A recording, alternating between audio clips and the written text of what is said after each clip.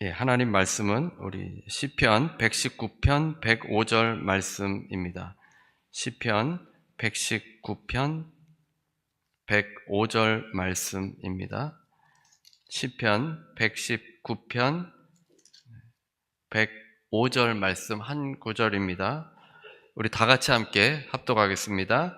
주의 말씀은 내 발의 등이요 내 길의 빛이니이다. 아멘. 오늘은 주의 말씀은 이라는 제목의 말씀으로 함께 은혜를 나누겠습니다. 묵상하는 그리스도인이라는 책에 나오는 예화입니다. 미국의 큰 도시에서 고등학교를 졸업한 18세의 소녀 이야기입니다. 그녀는 오랜 약물 중독과 알코올 중독으로 주립 정신병원에 입원해야 했습니다. 처음에는 희망적으로 이야기한 의사도 치료가 길어지자 그녀의 병이 생각보다 심각하다는 결론을 내릴 수밖에 없었습니다. 몇 주 후에 그 도시의 한 교회에서 병원을 방문했습니다. 한 집사님이 수 간호사에게 이 환자들에게 성경을 읽어주고 싶은데 괜찮냐고 물어봤습니다. 그러니까 간호사가 그건 안 됩니다 라고 단호하게 이야기했습니다. 이 집사님이 계속 부탁을 하고 있었는데 그 대화를 들은 담당 의사가 자기 환자에게는 성경을 읽어줘도 좋다고 허락을 했습니다. 하지만 절대로 전도를 하거나 개종시켜서는 안 된다고 했습니다. 그냥 성경만 읽어주도록 했습니다. 기도도 안 된다고 했습니다. 의사는 몇 번씩 다짐을 해두었습니다. 그 집사님은 2달 동안 매일 1시간씩 소녀를 찾아가서 성경을 읽어주었습니다. 소녀의 상태는 호전될 기미가 보이지 않았습니다. 병실에서 아무런 반응도 없이 쭈그리고 앉아있는 모습은 식물과 다름이 없었습니다. 그래도 이 집사님이 포기하지 않고 매일 1시간씩 다음과 같은 말씀을 골라서 들려주었습니다. 시편 139편 13절 14절입니다.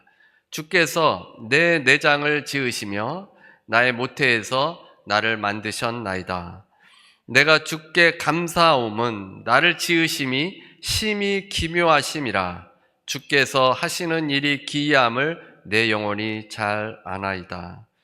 이 집사님은 이제 그 환자에게 이 말씀을 읽어주고 잠시 멈추어서 이 말씀이 그 소녀에게 새겨질 시간을 주었습니다. 그리고는 또 예레미야 1장 5절을 읽어주었습니다. 예레미야 1장 5절입니다. 내가 너를 모태에 짓기 전에 너를 알았고 내가 배에서 나오기 전에 너를 성별하였고 너를 여러 나라의 선지자로 세웠노라 하시기로. 호전의 기미가 없이 2달이 지났습니다. 그런데 몇 달이 지나고 나서 소녀가 기적적으로 반응을 보였습니다. 듣기도 하고 가끔 질문도 했습니다. 마침내 6개월이 지났을 때는 완전히 회복이 되었습니다. 정신적으로, 영적으로 모두 치유되어서 퇴원했고 그는 견고한 믿음을 가진 그리스도인이 되었습니다. 이 소녀는 한 번도 교회 가본 적이 없었지만 하나님 말씀을 듣게 되었을 때 믿음이 회복되고 또 이 정신적인 문제도 해결이 되었다는 것입니다. 예전에 제가 사역할 때도 학생인데 그 학생에 약간 망상 증상이 오고 정신적으로 어려움을 겪었습니다. 그래서 부모님들은 이 아이를 정신과에 보내야 할지 이것에 고민이 있었는데 이제 저에게 얘기를 해주셔서 그 학생과 12주 동안 하나님 말씀만 그냥 나누었습니다.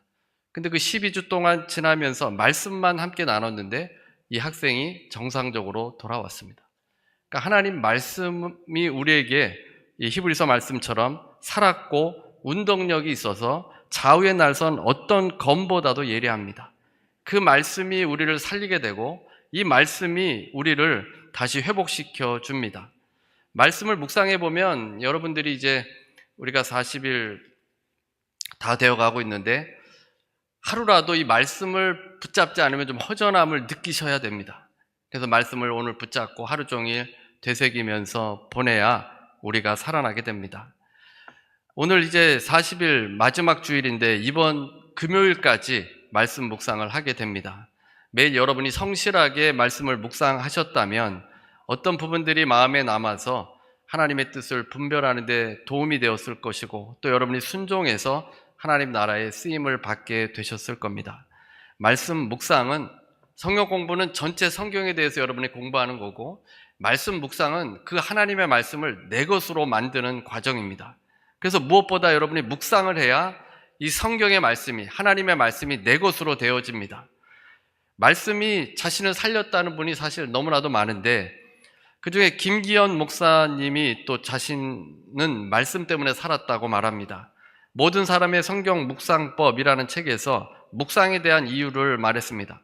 먼저 저자는 말씀이 자신을 살렸다고 고백합니다. 묵상이 없었다면 자신은 죽었을 거라는 것입니다. 30대 후반에 죽음을 묵상하며 보냈고 죽이도록 미운 사람이 있었습니다. 또 그렇게 미워하는 나 자신이 싫어서 매일 죽고만 싶었습니다. 목사이니까 남을 죽일 수는 없고 자신이 죽으려고 했던 것입니다. 자살의 유혹이 떠나지 않았습니다. 그냥 가만히 있다가 죽이든 죽든 할 것 같았습니다. 묵상은 사실 가르쳐주지 않아도 우리가 저절로 묵상하게 됩니다. 누구를 미워하면 그 사람을 매일 묵상하게 됩니다. 온종일 곱씹고 되씹습니다.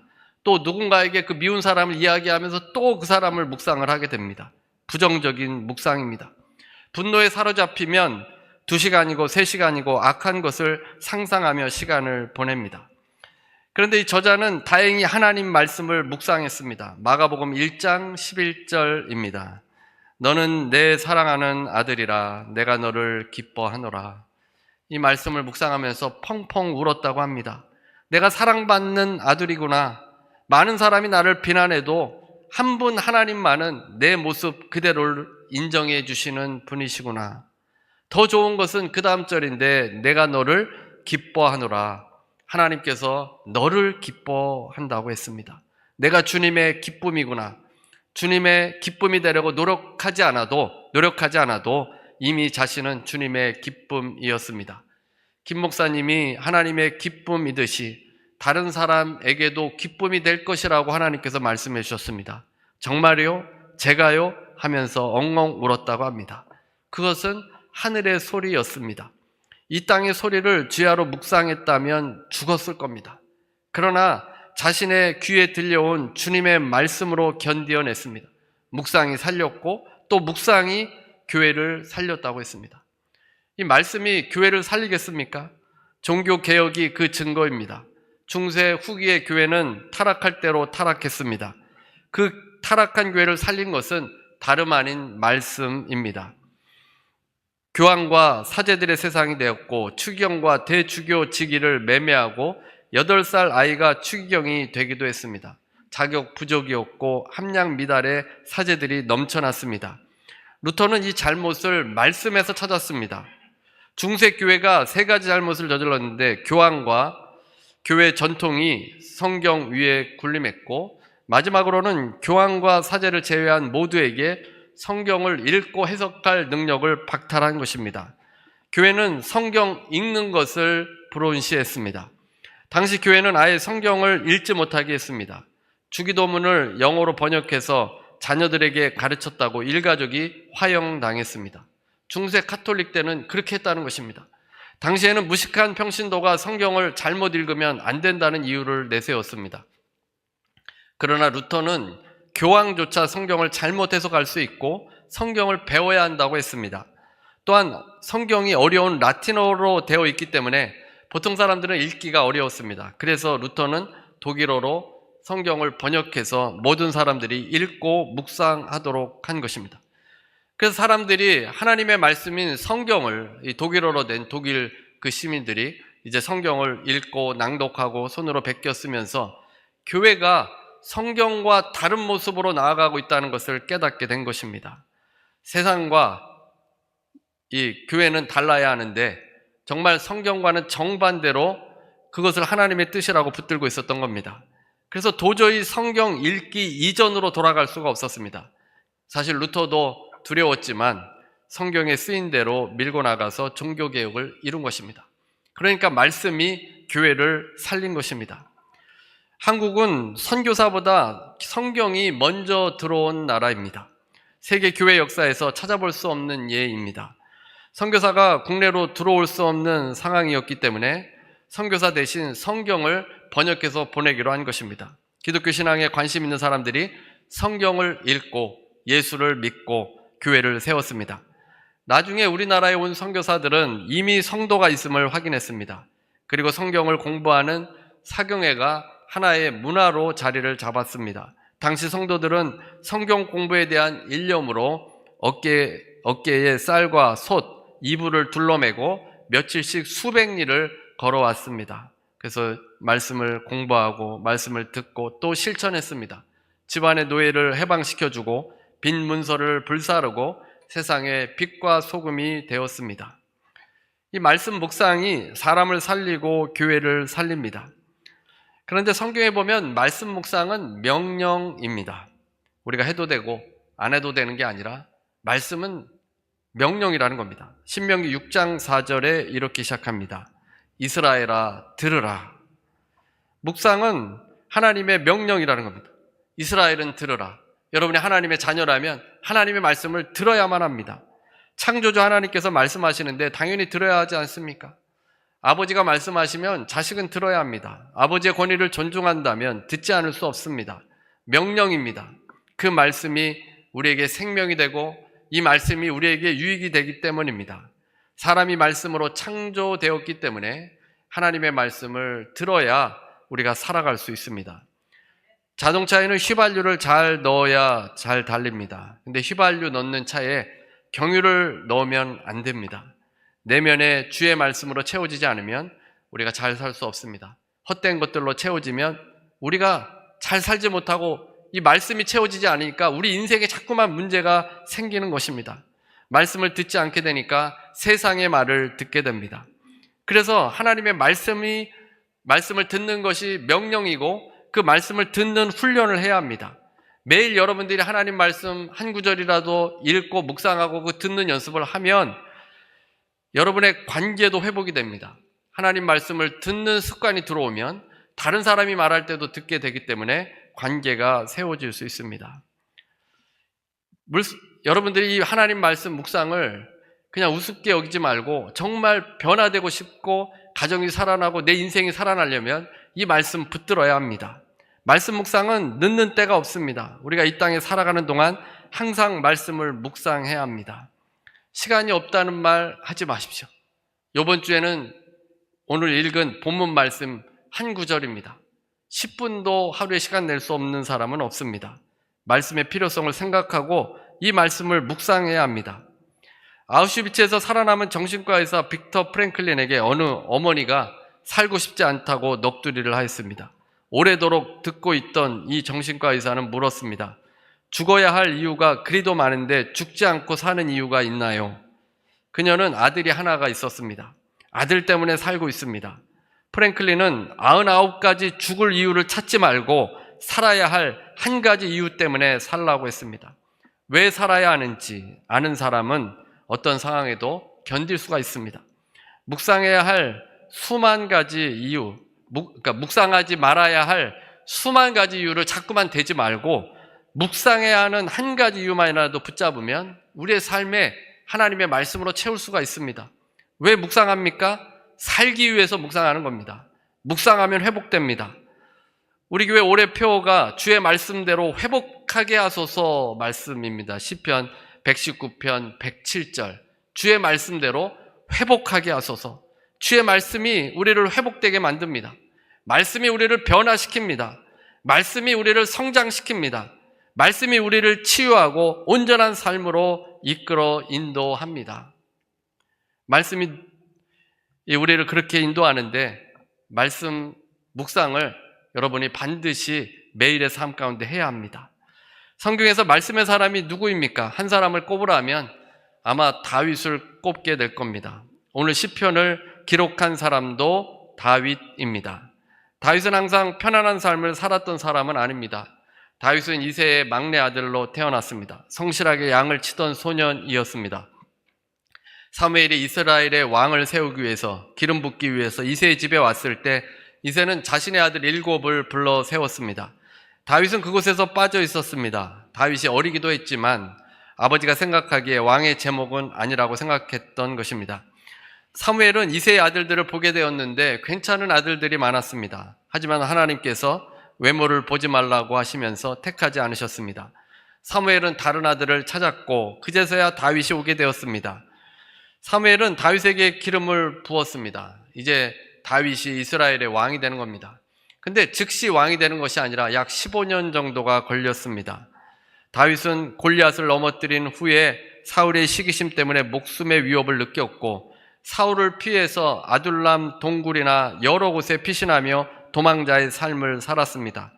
이스라엘이 경상북도 정도밖에, 크기가 그 정도밖에 되지 않는 아주 작은 나라입니다. 그곳에서 도망 다니는 것은 참으로 힘든 일이고 잡히는 것은 시간 문제입니다. 왕이었던 사울이 군대를 파견해서 이 다윗을 잡으려고 하기 때문에 언제 잡혀 죽을지 모르는 상황입니다. 근데 그 위기 속에서 다윗의 시들은 놀랍게도 하나님께 주옥 같은 감사의 시들을 써서 올렸습니다. 숨막히는 도망자의 삶에서 어떻게 버텨냈겠습니까? 웬만한 사람은 견디기 힘들었을 겁니다. 사울의 특수부대가 이잡듯이 다윗을 잡으려고 합니다. 그 위기 속에서 다윗은 하나님을 찬양하고 하나님께 감사하며 하나님을 의지했는데 그가 하나님의 말씀을 묵상했기 때문입니다.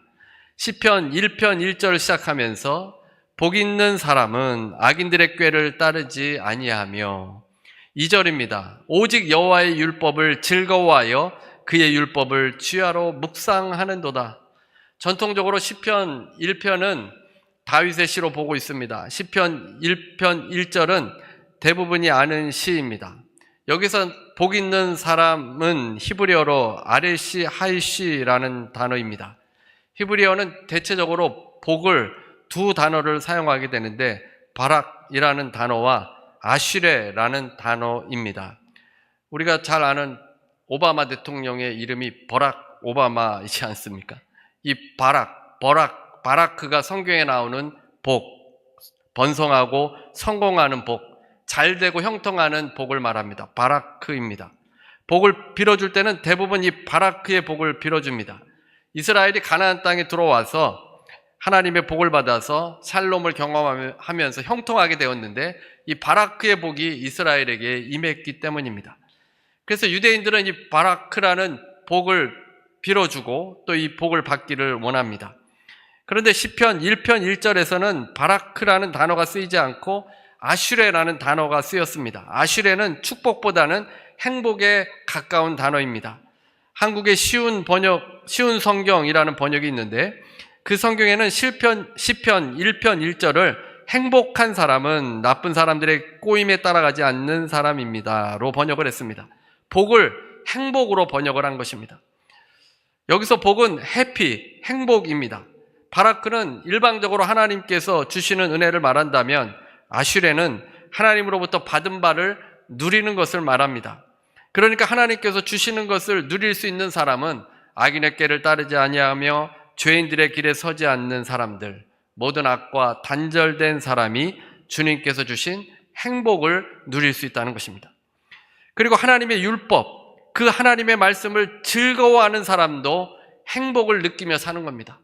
우리가 다 오래 살기를 원하는데 100살, 120살 이렇게 살아도 불행하면 그것이 무슨 의미가 있습니까? 삶이 행복해야 되지 않습니까? 그런데 주님의 말씀을 묵상하는 사람이 행복하다는 것입니다. 여러분의 영적인 상태가 어떻습니까? 보통 자신이 영적으로 잘 깨어있고 높은 수준이라고 생각하는데 정말 여러분의 영적인 상태를 가늠해 볼 수 있는 것은 하나님의 말씀입니다. 여러분이 매일 말씀을 묵상하면 영적인 상태가 괜찮은 것이고 그 말씀이 내게 위로가 되고 내 안에서 꿀송이 같이 달면 영적인 상태가 상당히 괜찮은 겁니다. 어떤 분들은 잠이 안 오면 이 성경책을 핀다고 합니다. 즉효약이라고 합니다. 성경책 읽으면 골치가 아파가지고 빨리 잠이 온다는데 그렇게라도 읽으시면 좋을 것 같은데 그것보다도 말씀의 참맛을 여러분들이 느껴보시기를 바랍니다. 시인은 그의 율법을 주야로 묵상하는도다 라고 했습니다. 여기서 주라는 말은 낮이고 야는 밤을 의미합니다. 또 다른 말로 주는 형통하는 때를 말하고 야는 형통하지 않을 때를 말하기도 합니다. 잘 될 때도 있고 안 될 때도 있는데 어떠한 환경에도 굴하지 않고 그것을 초월해서 하나님의 말씀을 묵상하는 자가 행복한 자이다 라고 말씀하는 겁니다. 묵상이 무엇인지는 여러분들에게 말씀해 드렸습니다. 입을 닫고 책상 다리하고 고요하게 있는 것이 묵상이 아닙니다. 히브리어로 묵상이라는 단어가 하가라는 단어인데, 이스라엘 사람들은 비둘기들이 울 때 하가 이렇게 운다고 생각을 했습니다. 우리는 비둘기가 울면은 구구구구 이렇게 운다고 생각하지 않습니까? 근데 이스라엘은 그 소리가 하가 이렇게 들린다고 합니다. 그래서 묵상은 무언가를 내가 깊이 숙고하는 그런 뜻이 아니라 읽을 때 그 동작 자체를 가리키는 의성어입니다. 그러니까 꽃기호, 멍멍, 야옹야옹 뭐 이런 의성어처럼 하가는 성경이나 그 책을 읽을 때 나는 소리를 문자로 표시한 것입니다. 그러니까 사람이 성경을 읽는 소리를 하가로 표기한 것입니다. 그래서 묵상은 소리내어 읽는 행동을 말합니다. 실제로 이스라엘에 가보면 유대인들이 통곡의 벽에서 몸을 앞뒤로 흔들면서 입으로 계속 중얼중얼합니다. 그것이 하가입니다. 그것이 성경이 말하는 묵상입니다. 하가는 말을 읊조리다라는 의미입니다. 나지막한 소리로, 때로는 조금 큰 소리로 하나님 말씀을 읊조리는 것입니다. 하나님의 말씀을 주야로 묵상하는 것은 나지막한 소리로 계속 그 하나님의 말씀을 읽는 것을 말합니다. 여호수아서 1장 8절입니다. 여호수아서 1장 8절. 이 율법책을 내 입에서 떠나지 말게 하며 주야로 그것을 묵상하며. 이 말씀에서 그 당시 성경책은 이 두루마리로 된 굉장히 큰 성경입니다. 그것을 어떻게 입에 매달고 다닐 수 있겠습니까? 여기서도 하가라는 단어가 사용이 된 겁니다. 즉 입으로 소리내어 읽을 때 한 번이 아니라 여러 번 반복해서 말씀을 읽으라는 것입니다. 그래서 묵상에 가장 먼저 해야 되는 것은 반복해서 읽는 것입니다. 중얼중얼 계속해서 하나님 말씀을 반복하는 것입니다. 어제 토요일 우리 말씀 묵상 말씀이 무엇이었습니까? 벌써 다 잊어버리셨습니까? 내게 능력 주신 자 안에서 내가 모든 것을 할 수 있느니라, 이 말씀이었습니다. 그 말씀을 그냥 하루 종일 여러분이 중얼중얼 시간 될 때마다 이 말씀을 중얼중얼 하면 그것이 곧 여러분이 묵상을 하고 있는 것입니다. 저도 어제 말씀을 준비하면서 이 말씀을 여러 번 중얼거렸습니다. 그리고 아내에게 말하기도 했습니다. 내게 능력 주시는 자 안에서 내가 모든 것을 할 수 있느니라. 그리고 묵상 기술을 통해서 또 좀 살펴보아야 합니다. 스페이스팻 이거 알려드렸는데, 해당되는 것은 그 말씀을 붙들고 해당되지 않는 것은 그냥 건너뛰면 됩니다. 그 스페이스팻의 첫 번째 S는 sin입니다. 주님께서 능력을 주시는 자 안에서 다 할 수 있다고 했는데, 내가 못한다고 포기하는 것, 그것이 죄라고 저에게는 느껴졌습니다. 그러니까 부정적이고 못한다. 하나님께서 능력을 주시면 다 할 수 있는데 내가 그런 애티튜드가 있거나 그런 모습이 있다면 그것이 sin입니다. 그리고 프라미스, 그다음 스페이스팻의 두 번째가 P, 프라미스 아닙니까? 프라미스는 뭡니까? 약속이 있을 텐데 약속이 없는 경우도 있지만, 이 말씀에서 내게 능력 주시는 자라고 했습니다. 하나님의 자녀라면 하나님께서 능력을 주십니다. 독수리에 그 새 힘을 주듯이 우리에게 주신다는 그 약속이 있기 때문에 그 약속을 붙들려고 했습니다. 그래서 이 말씀을 계속 중얼중얼 거리면서 생각하고 또 여러 가지 뜻을 살펴보게 됩니다. 다윗은 누구보다도 말씀을 사랑하고 묵상했던 사람입니다. 고난의 때에도 다윗은 항상 말씀을 붙들었습니다. 오늘 본문에 보면 주의 말씀은 내 발의 등이요 라고 했습니다. 이 당시 다윗의 상태가 어떤 상태였습니까? 왕이 되어서 평안할 때입니까? 그렇지 않았습니다. 고난의 시간, 밤과 같은 때였습니다. 시편 119편 107절 말씀입니다. 나의 고난이 매우 심하오니. 너무나도 극심한 고난 가운데 있을 때, 고통스러울 때, 그때 다윗은 하나님의 말씀을 붙들었던 겁니다. 말씀이 자신을 살리기 때문입니다. 우리가 상식적으로 생각해도 쉽지 않은 모습입니다. 그런데 다윗이 절망하지 않고 방황하지 않을 수 있었던 이유는 그는 주님의 말씀이 자신의 발의 등이라고 믿었기 때문입니다. 다윗에게는 바라크의 복이 고난의 때는 없었지만 그때에는 아슈레의 복이 있었습니다.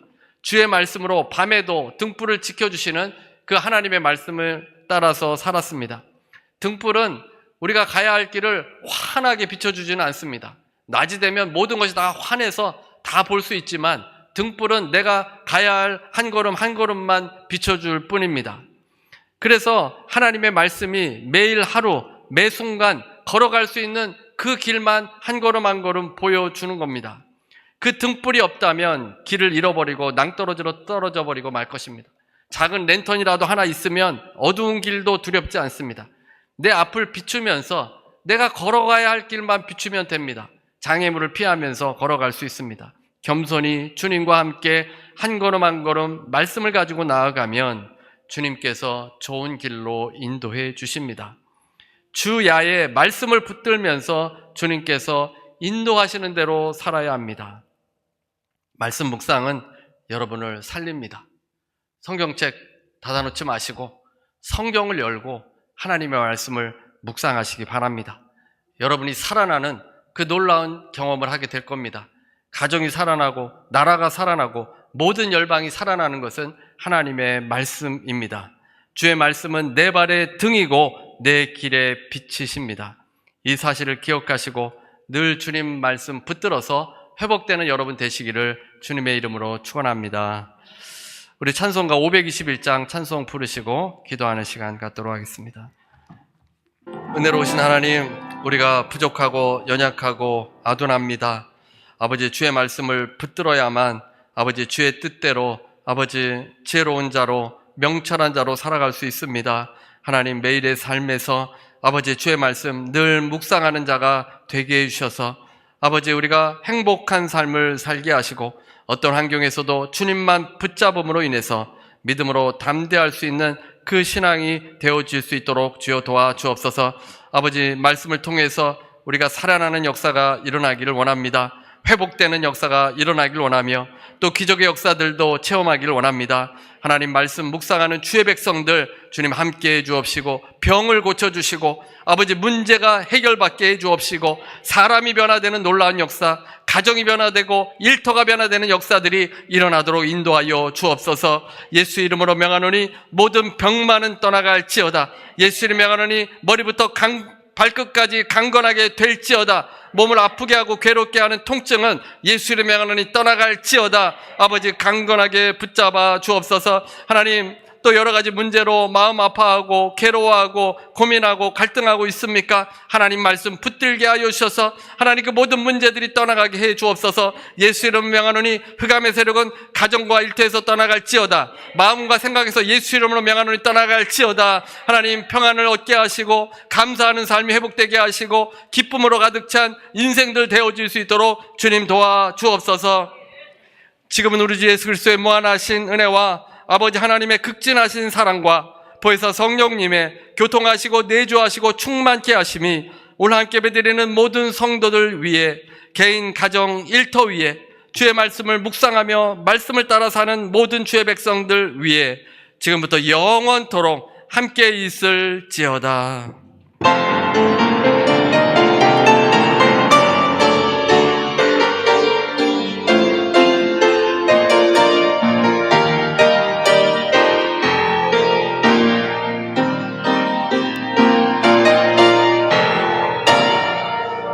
하나님께 감사의 박수 드리시겠습니다.